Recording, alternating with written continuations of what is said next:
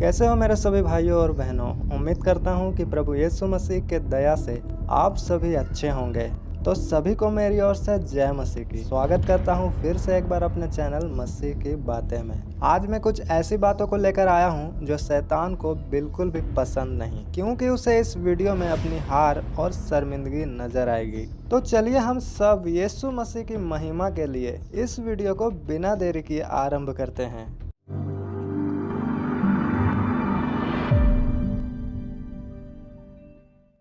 दोस्तों, क्या आप जानते हैं कि बाइबल में पुराने नियम में हर कोई लड़ सकता था, युद्ध कर सकता था, मर्डर भी कर सकता था अपने अधिकार के लिए। कुल मिला के इतना समझ लीजिए कि वायलेंस अलाउ था बाइबल में। पर आपने क्या सोचा है कि ऐसा क्यों किया परमेश्वर ने कि अब वो रूल, वो नियम और व्यवस्था उन्होंने बदल दिया, और अब क्यों हमें किसी भी प्रकार का वायलेंस नहीं करने को कहा है यीशु मसीह ने। पर सबसे ज़रूरी सवाल यह है कि क्यों? क्या परमेश्वर का इच्छा बदल गया? क्या परमेश्वर बदल जाते हैं? नहीं, बिल्कुल भी नहीं, क्योंकि वचन कहता है कि वो युगानुयुग एक सा रहने वाला परमेश्वर है।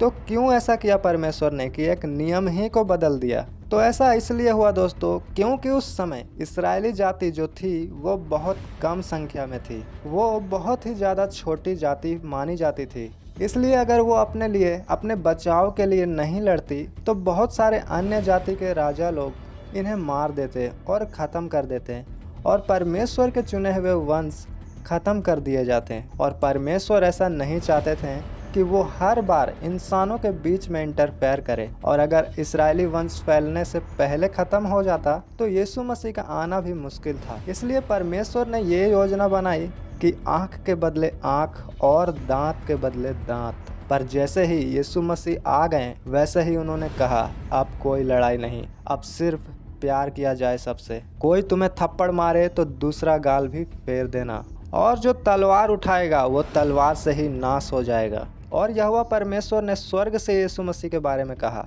ये मेरा प्रिय पुत्र है, सब इसकी सुनो।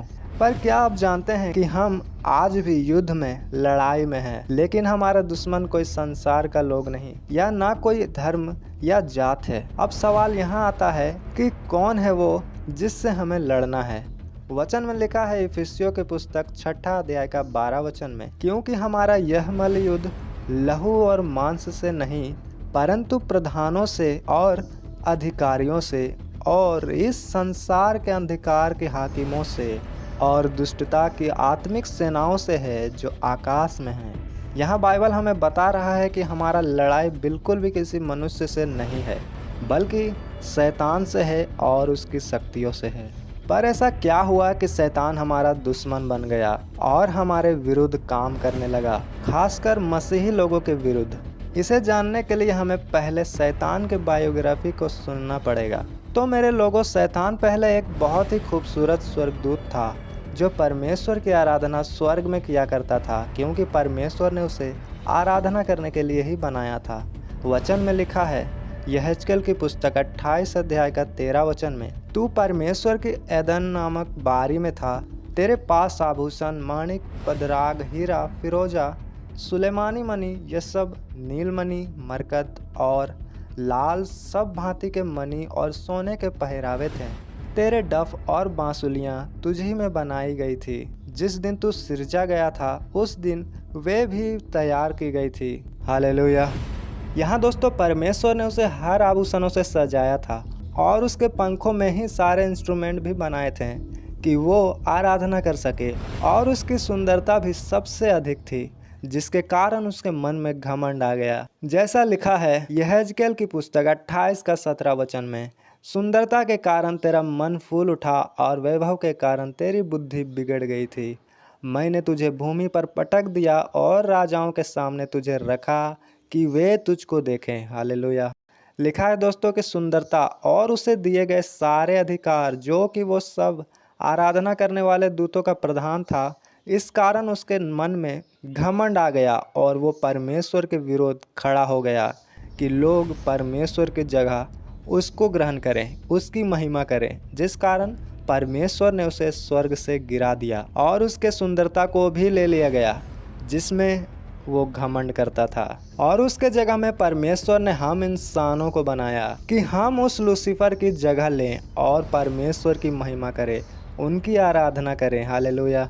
इसलिए अब वो जब भी मनुष्य लोगों को देखता था उसे बहुत ही जलन होता था और वो शर्मिंदा होता था।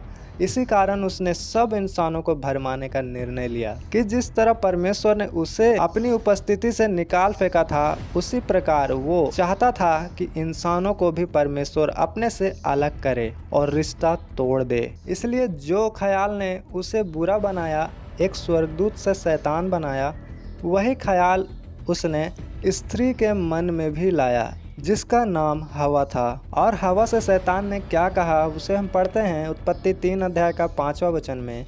वरन परमेश्वर आप जानता है कि जिस दिन तुम उसका फल खाओगे उसी दिन तुम्हारी आंखें खुल जाएगी और तुम भले बुरे का ज्ञान पाकर परमेश्वर के तुल्य हो जाओगे। ऐसा इसलिए उसने कहा क्योंकि इसी सोच ने उसे भी बुरा बनाया था कि मैं परमेश्वर के तुल्य हो जाऊंगा।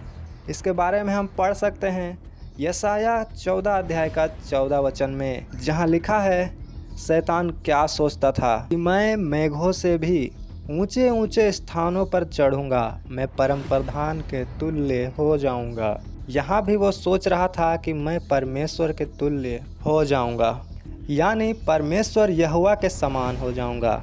और यही हथियार को वो इस्तेमाल करता है। जब ये विचार वो लोगों में ला देता है तो आदम और हवा भी परमेश्वर से अलग हो जाते हैं। पर दोस्तों, परमेश्वर ने हमें बहुत ही प्रेम से और बड़े ही स्नेह के साथ बनाया है, इसलिए वो हम इंसानों से सबसे अधिक प्रेम करते हैं। इसलिए आज्ञा तोड़ने के बावजूद परमेश्वर हमसे पूरी तरह से रिश्ता नहीं तोड़ते, बल्कि हमारे लिए रास्ता निकालते हैं यीशु मसीह के रूप में।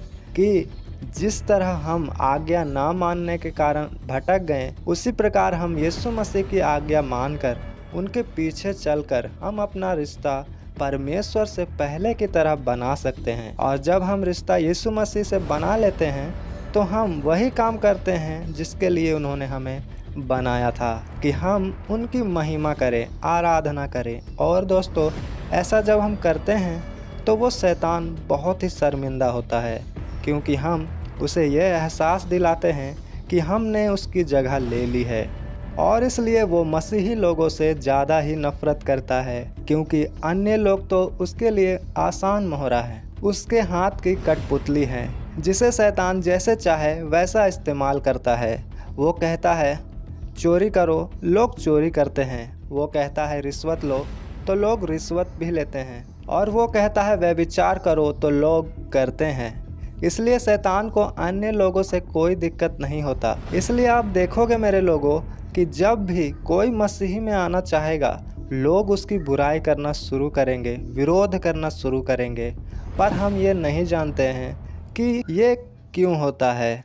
पर दोस्तों, ये लोग नहीं कर रहे होते हैं, ये उन लोगों के द्वारा शैतान ये सब बोलता है, विरोध करवाता है, क्योंकि उसे पता है कि एक एक विश्वासी उसके राज्य को हिलाने की सामर्थ्य रखता है। और अगर कोई विश्वास में मजबूत होता है तो वो उसके सिर को कुचलेगा। इसलिए ये विरोध और मुसीबत उस विश्वासी के लिए वो देता है। पर आज कुछ लोग दोस्तों बस इस डर से मसीह को नहीं अपनाते कि कहीं उनका समाज उन्हें अपने से अलग ना कर दे। पर वो ये नहीं समझते कि जब उनको मुसीबतें आती है उनके घर में, तो वो समाज उनकी मदद के लिए आगे नहीं आती। सब कोई बस नकली दुख दिखा सकते हैं, बस तब तक जब तक उनका टाइम पास ना हो जाए।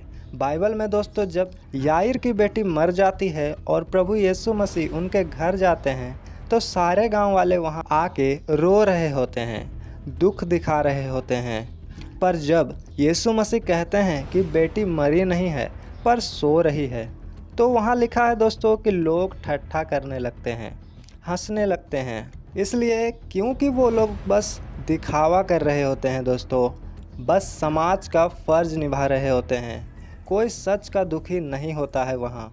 वरना अगर यीशु मसीह कहते हैं कि वो सो रही है, तो वो लोग मजाक नहीं करते बल्कि खुश होते हैं उनके वचनों से। तो दोस्तों, यही है समाज का रंग और हकीकत। तो ये सब फालतू की बातें हैं कि मेरा समाज क्या बोलेगा। इसलिए मेरे दोस्तों, जिस तरह अन्य जाति शैतान के लिए एक आसान मोहरा है, उसी के अपोजिट मसीही लोग शैतान के लिए चिंता और डर का विषय है। इसलिए वो चाहता है कि कोई सच्चा परमेश्वर को ना जाने, कोई मार्ग में ना चले, कोई सत्य को ना जाने और कोई जीवन को ना पाए, क्योंकि मार्ग, सत्य और जीवन प्रभु यीशु मसीह ही है। इसलिए शैतान ने हमें सच्चे परमेश्वर से भटकाने के लिए कई धर्मों का निर्माण कर दिया है धरती में, और उसने बहुत सारे देवता और भगवान भी खड़े कर दिए हैं मनुष्य के आगे कि इंसान कंफ्यूज हो जाए कि रियल गॉड कौन है, जिसमें वो सफल भी हुआ है, लेकिन हर किसी पे नहीं, क्योंकि जिसे परमेश्वर ने चुन लिया उसे कोई ऐसा शैतान पैदा नहीं हुआ कि उसे परमेश्वर से अलग करे। इसलिए जब हम परमेश्वर की महिमा करते हैं, परमेश्वर की आराधना करते हैं, परमेश्वर की जय जयकार करते हैं, तो शैतान का कुर्सी हिल जाता है और उसे अपना हार नज़र आने लगता है हम इंसानों से।